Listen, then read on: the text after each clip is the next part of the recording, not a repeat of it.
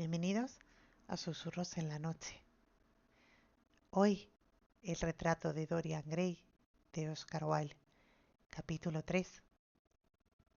A las 12:30 del día siguiente, Lord Henry fue paseando desde Curzon Street hasta el Albany para visitar a su tío, Lord Fairmont, un viejo solterón, cordial pero un tanto brusco, a quien en general se tachaba de egoísta porque el mundo no obtenía de él beneficio alguno, pero al que la buena sociedad consideraba generoso porque daba de comer a la gente que le divertía.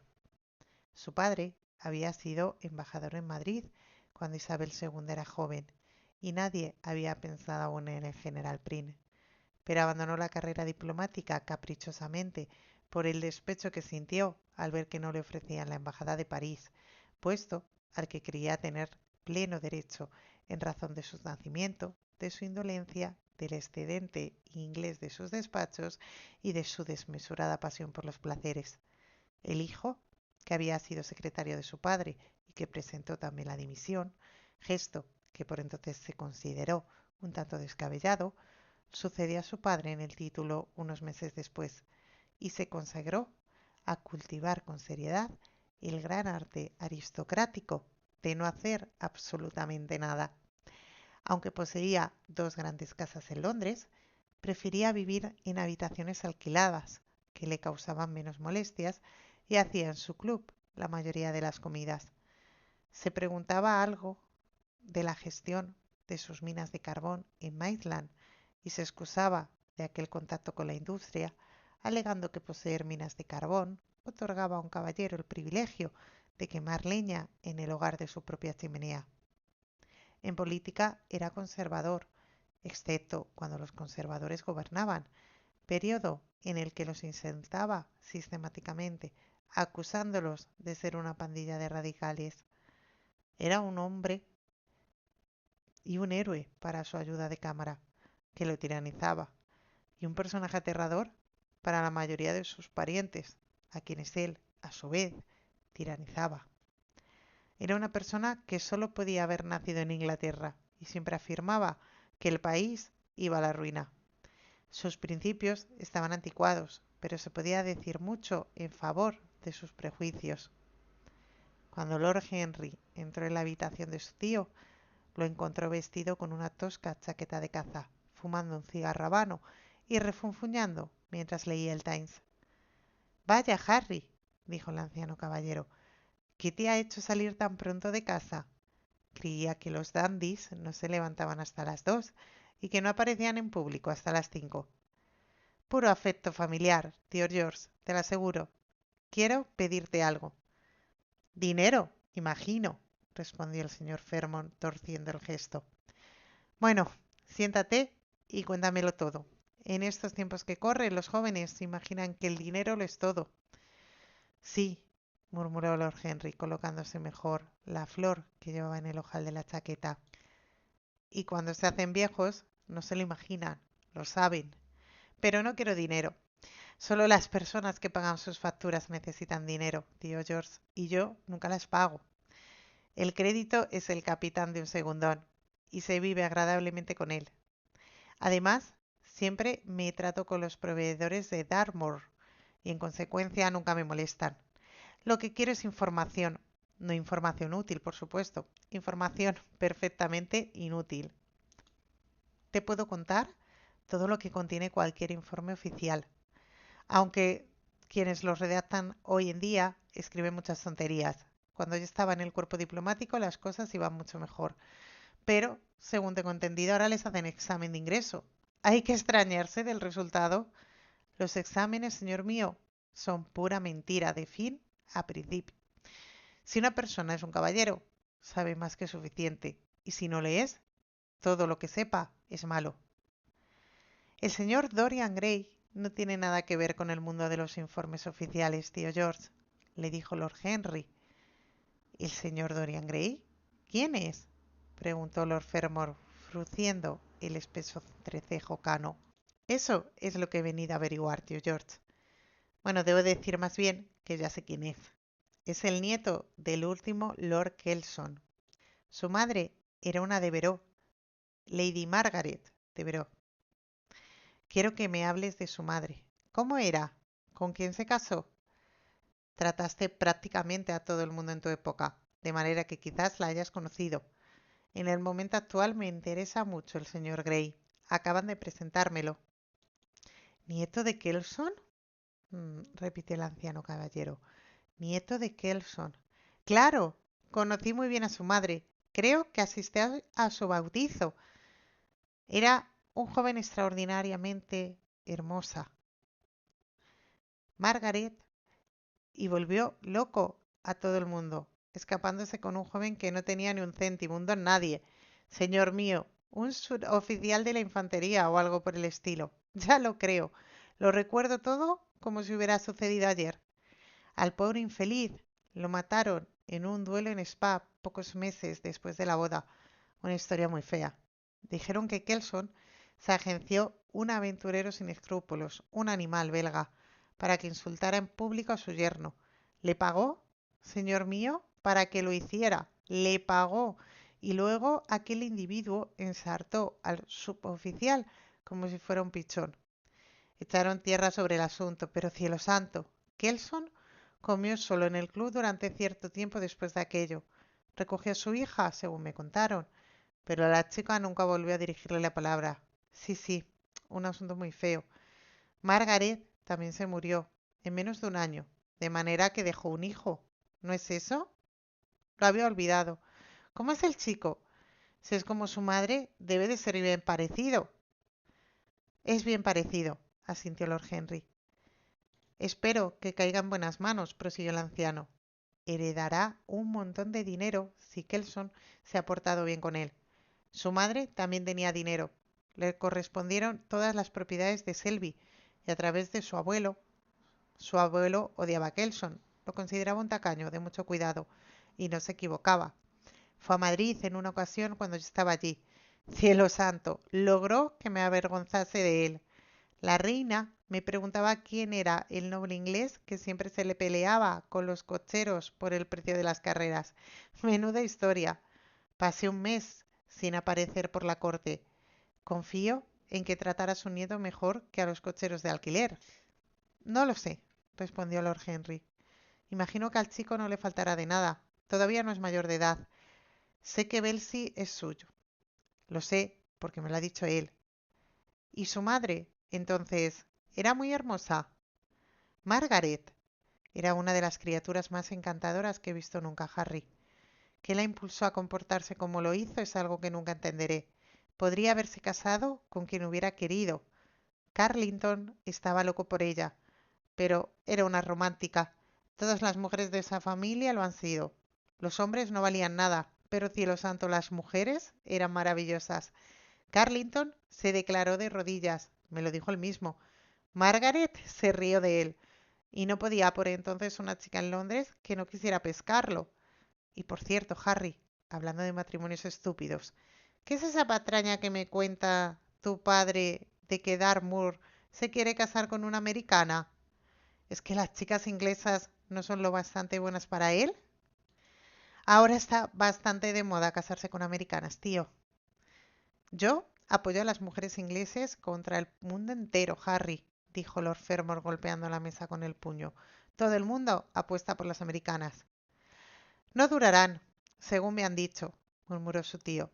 Las carreras de fondo las agotan, pero son inigualables en las de obstáculos. Lo saltan todo sin pestañear. No creo que Dartmoor tenga la menor posibilidad. ¿Quiénes son sus padres? Gruñó el anciano. ¿Acaso los tiene? Lord Henry negó con la cabeza. Las jóvenes americanas son tan inteligentes para esconder a sus padres como las mujeres inglesas para ocultar su pasado, dijo Lord Henry levantándose para marcharse. Serán chacineros, supongo. Eso espero, tío Jorge, por el bien de Dartmoor. Me dicen que la chacinería es una de las profesiones más lucrativas de los Estados Unidos después de la política. Y es bonita esa muchacha. Se comporta como si fuese hermosa. La mayoría de las americanas lo hacen. Es el secreto de su encanto. ¿Por qué no se quedan en su país? Siempre nos están diciendo que es el paraíso de las mujeres. Y lo es. esa es la razón de que, como Eva, estén tan excesivamente ansiosas de abandonarlo, le dijo Lord Henry. Adiós, tío Jorge, gracias por darme la información que quería. Me gusta saberlo todo sobre mis nuevos amigos y nada sobre los viejos. ¿Dónde almuerzas hoy, Harry? En casa de tía Ágata. He hecho que me invite, junto al señor Grey, que es su último protégé. Mmm, dile a tu tía Ágata, Harry, que no me moleste más con sus empresas caritativas. Estoy harto. Caramba. La buena mujer cree que no tengo nada mejor que hacer que escribir cheques para sus estúpidas ocurrencias. De acuerdo, tío Jorge, se lo diré, pero no tendrá ningún efecto. Las personas filántropas pierden toda noción de humanidad. Se las conoce por eso. El anciano caballero gruñó aprobadamente y llamó para que entrara su criado. Lord Henry atravesó unos soportales de poca altura para llegar al Burlington Street y dirigió sus pasos en dirección a la plaza de Berkeley. Aquella era, por tanto, la historia familiar de Dorian Gray. Pese a lo esquemático del relato, le había impresionado porque hacía pensar en una historia de amor extraña, casi moderna, una mujer hermosa que se arriesga a todo por una loca pasión. Unas pocas semanas de felicidad sin límite, trucadas por un crimen odioso, por una traición, meses de silenciosos sufrimientos y luego un hijo nacido en el dolor. La madre arrebatada por la muerte, el niño abandonado a la soledad y la tiranía de un anciano sin corazón. Sí, unos antecedentes interesantes que situaban al muchacho, que le añadían una nueva perfección, por así decirlo. Detrás de todas las cosas exquisitas hay algo trágico. Para que florezca la más humilde de las flores, se necesita el esfuerzo de los mundos. Y qué encantador había sido y había estado durante la cena la noche anterior, cuando la sorpresa en los ojos y los labios entreabiertos por el placer y el temor se había sentado frente a él en el club, las pantallas rojas de las lámparas avivando el rubor despertado en su rostro por el asombro. Hablar con él era como tocar el más delicado de los violines. Dorian respondía a cada toque y vibración del arco. Había algo terriblemente cautivador en influir sobre alguien. No existía otra actividad parecida. Proyectar el alma sobre una forma agradable, detenerse un momento, emitir las propias ideas para que las devuelva un eco, acompañadas por la música de una pasión juvenil. Transmitir a otro la propia sensibilidad como si se tratase de un fluido sutil o de un extraño perfume. Allí estaba la fuente de una energía verdadera, tal vez la más satisfactoria que todavía nos permite una época tan mezquina y tan vulgar como la nuestra. Una época safiamente carnal en sus placeres y enormemente vulgar en sus metas. Aquel muchacho, a quien por una extraña casualidad había conocido en el estudio de Basil, encarnaba además un modelo maravilloso, o al menos se le podía convertir en un ser maravilloso. Suyo era el encanto y la pureza inmaculada de la adolescencia, junto a una belleza que solo los antiguos mármoles griegos conservaban para nosotros. No había nada que no se pudiera hacer con él. Se le podía convertir en un titán o en un juguete. Qué lástima que semejante belleza estuviera destinada a marchitarse. ¿Y Basil? Desde un punto de vista psicológico, qué interesante era. Un nuevo estilo artístico, un modo nuevo de ver la vida. Todo ello sugerido de manera tan extraña por una simple presencia de alguien que era todo eso de manera inconsciente.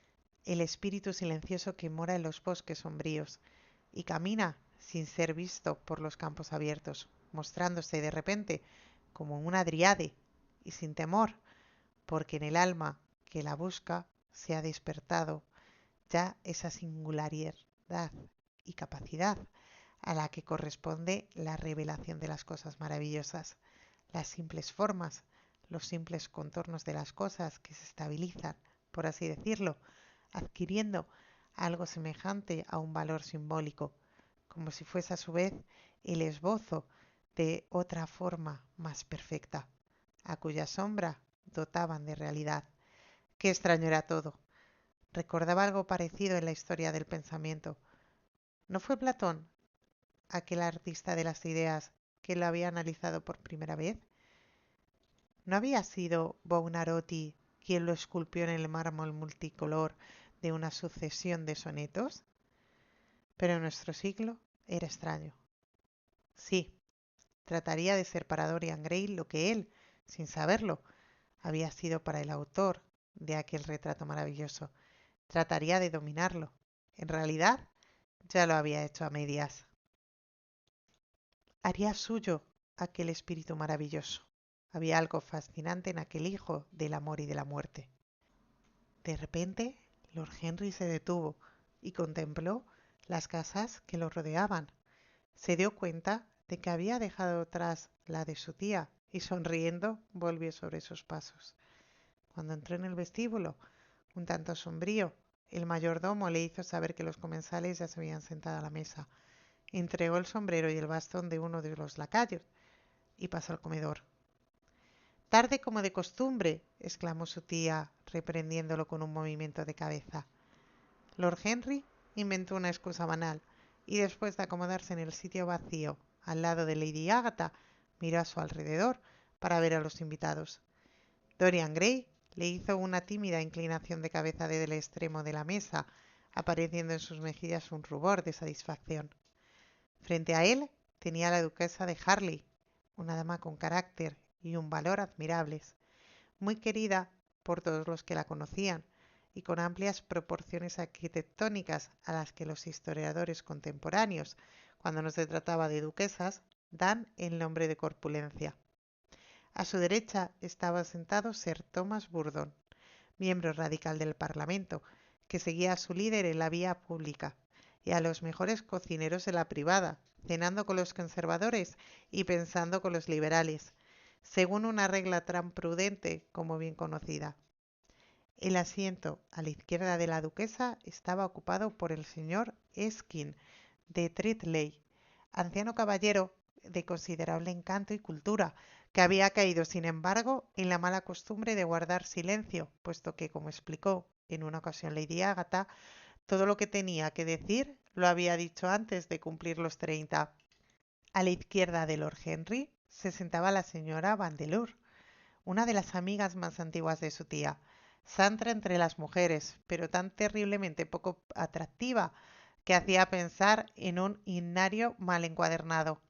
Afortunadamente para él, la señora Vanderloo tenía al otro lado a Lord Faudel, una mediocridad muy inteligente y de más de 40 años y calva, tan rotunda como una declaración ministerial en la Cámara de los Comunes, con quien conservaba de esa manera tan intensamente seria que es el único error imperdonable, como él mismo había señalado en una ocasión, en el que caen todas las personas realmente buenas y del que ninguna de ellas escapa por completo. Estamos hablando del pobre Dartmoor, Lord Henry, exclamó la duquesa haciéndole desde el otro lado de la mesa un gesto amistoso con la cabeza. ¿Cree usted que se casará realmente con esa joven tan fascinante? Creo que la joven está decidida a pedir su mano, duquesa. ¡Qué espanto! Dijo Lady Agatha. Alguien debería tomar cartas en el asunto. Me han informado de muy buena tinta que su padre tiene un almacén de áridos, dijo Sir Thomas con aire desdeñoso. Mi tío ha sugerido que se trata de chacinería, Sir Thomas. ¿Áridos? ¿Qué mercancías son esas? Preguntó la duquesa, alzando sus grandes manos en gesto de asombro y acentuando mucho el verbo. Novelas americanas, respondió Lord Henry mientras se servía una codorniz. La duquesa pareció desconcertada. No le haga caso, querida, susurró Lady Agatha. Mi sobrino nunca habla en serio. ¿Cuándo se descubrió América? Intervino el miembro radical de la Cámara de los Comunes, procediendo a enumerar algunos datos aburridísimos. Como todas las personas que tratan de agotar un tema, logró agotar a sus oyentes. La duquesa suspiró e hizo uso de su posición privilegiada para interrumpir. Ojalá nunca la hubieran descubierto, exclamó. A decir verdad, nuestras jóvenes no tienen ahora la menor oportunidad. Es una gran injusticia. Quizás, después de todo, América nunca haya sido descubierta, dijo el señor Engstine. Yo dirías más bien que fue meramente detectada. Sí, sí, pero yo he visto especímenes de sus habitantes, respondió vagamente la duquesa. He de confesar que la mayoría de las mujeres son extraordinariamente bonitas y además visten bien. Compran toda la ropa en París. Me gustaría poder permitírmelo. Dicen que cuando mueren, los americanos buenos van a París, rió entre dientes Sir Thomas, que tenía un gran armario de frases ingeniosas ya desechadas. ¿De verdad? ¿Y a dónde van los malos? Quiso saber la duquesa. Van a Estados Unidos, murmuró Lord Henry. Sir Thomas frunció el ceño. Me temo que su sobrino tiene prejuicios contra ese gran país, le dijo Lady Agatha. He viajado por todo el territorio en coches suministrados por los directores, que son, en estas cuestiones, extraordinariamente hospitalarios. Le aseguro que es muy instructivo visitarlos en Estados Unidos. ¿De verdad tenemos que ver Chicago para estar bien educados? Preguntó el señor Eskin quejumbrosamente. No me siento capaz de emprender ese viaje. Sir Thomas agitó la mano. El señor Eskin de Treadley tiene el mundo en las estanterías de su biblioteca. A nosotros, los hombres prácticos, nos gusta ver las cosas, no leer su descripción. Los americanos son un pueblo muy interesante y totalmente razonable. Creo que es la característica que los distingue. Sí, señor, un pueblo totalmente razonable. Le aseguro que los americanos no se andan por las ramas. ¡Terrible! Exclamó Lord Henry.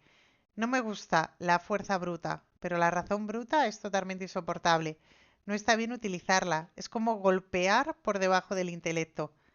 No le entiendo, dijo Sir Thomas, enrojeciendo considerablemente.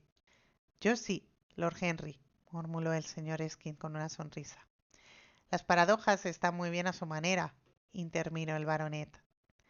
¿Eso era una paradoja? Preguntó el señor Eskin. No me lo ha parecido. Quizás lo fuera. Bien. El camino de las paradojas es el camino de la verdad. Para poner a prueba la realidad hemos de verla en la cuerda floja. Cuando las verdades se hacen acróbatas podemos juzgarlas. Dios del cielo, dijo Lady Agatha, ¿cómo discuten ustedes los hombres? Estoy segura de que nunca sabré de qué están hablando. Por cierto, Harry, estoy muy enfadada contigo. ¿Por qué tratas de convencer a nuestro Dorian Gray, una persona encantadora, para que renuncie a Leatsen? Te aseguro que sería inapreciable. A nuestros habituales les hubiera encantado oírle tocar. Quiero que toque para mí, exclamó Lord Henry sonriendo. Cuando miró hacia el extremo de la mesa, captó como respuesta un brillo en la mirada de Dorian. Pero en Whitechapel la gente es muy desgraciada, protestó Lady Agatha. Soy capaz de simpatizar con cualquier cosa menos con el sufrimiento, dijo Lord Henry encogiéndose de hombros. Hasta eso no llego. Es demasiado feo, demasiado horrible, demasiado angustioso. Hay algo terriblemente morboso en la simpatía de nuestra época por el dolor. Debemos interesarnos por los colores, por la belleza, por la alegría de vivir. Cuanto menos se hable de las miserias de la vida, un tanto mejor. De todos modos, el Etzen es un problema muy importante, señaló Sir Thomas con un grave movimiento de cabeza. Muy cierto, respondió el joven lord. Es el problema de la esclavitud y tratamos de resolverlo divirtiendo a los esclavos. El político le miró con mucho interés. ¿Qué cambio propone usted en ese caso? Preguntó. Lord Henry se echó a reír. No deseo cambiar nada en Inglaterra a excepción del clima.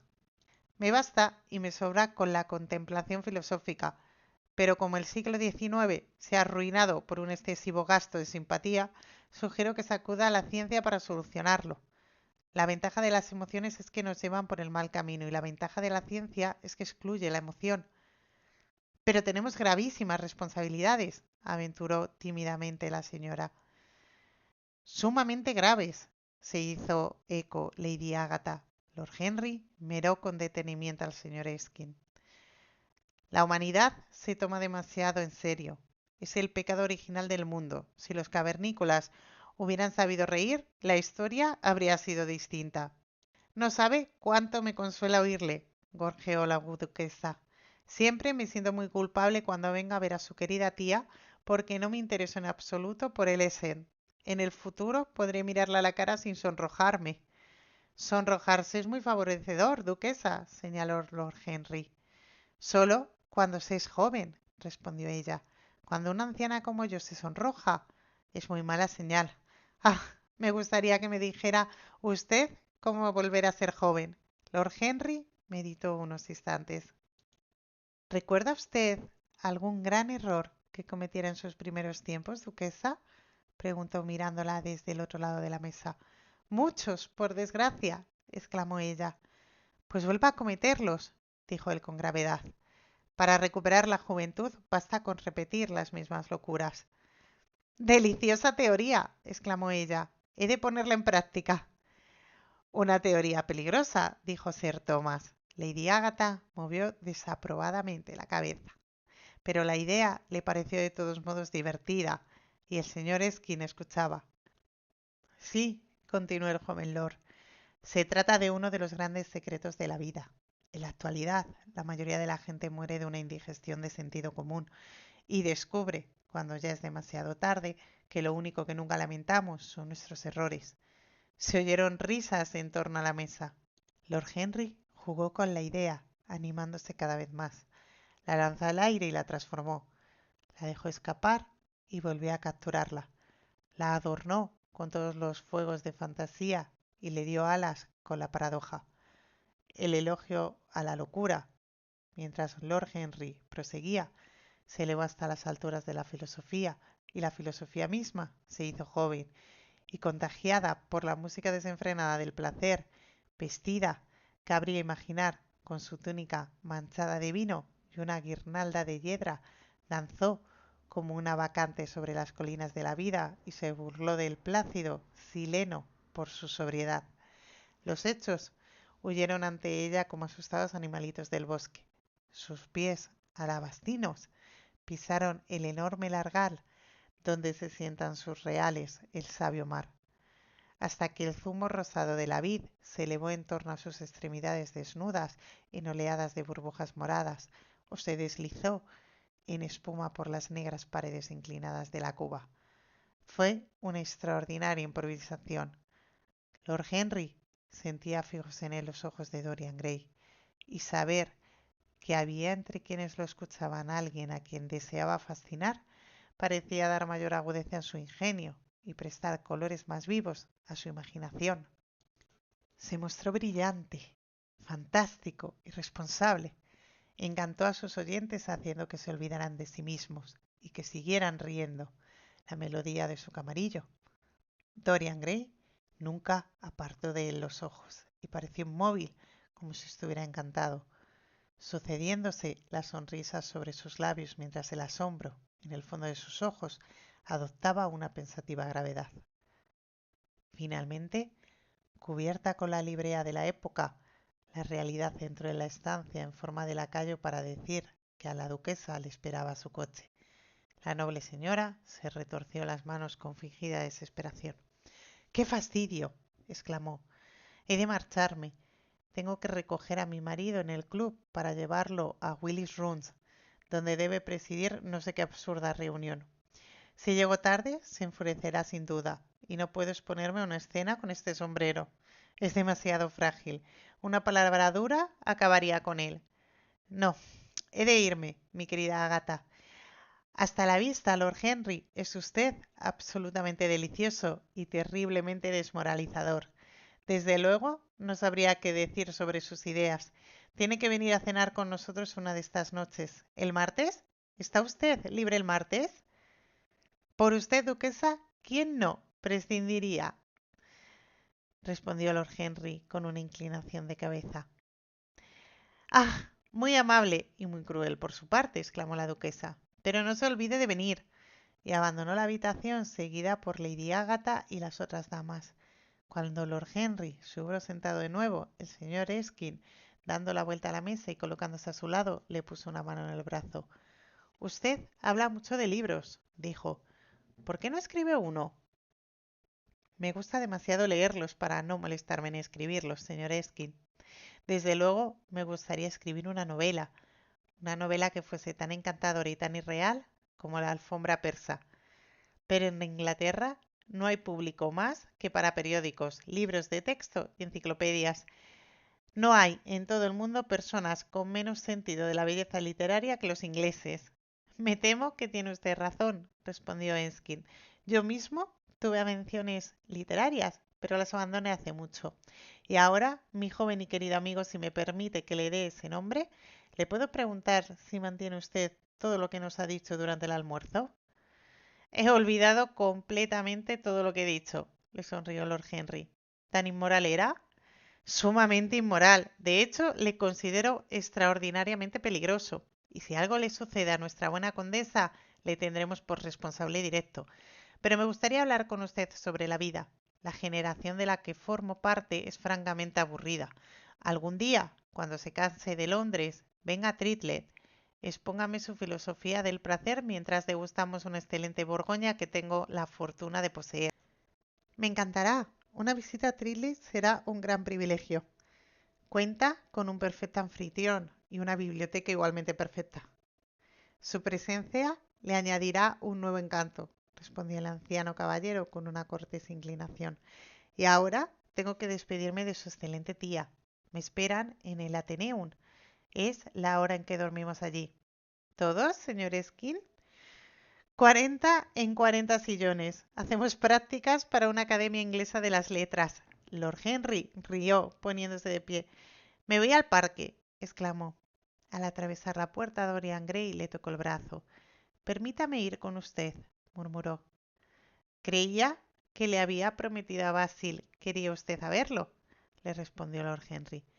Prefiero ir con usted. Sí, siento que debo ir con usted. Permítamelo. Y prometa hablarme todo el tiempo. Nadie lo hace tan bien. Ah, ya he hablado más que suficiente por hoy, dijo Lord Henry. Todo lo que quiero ahora es mirar la vida. Puede usted venir y mirarla conmigo, si lo tiene a bien.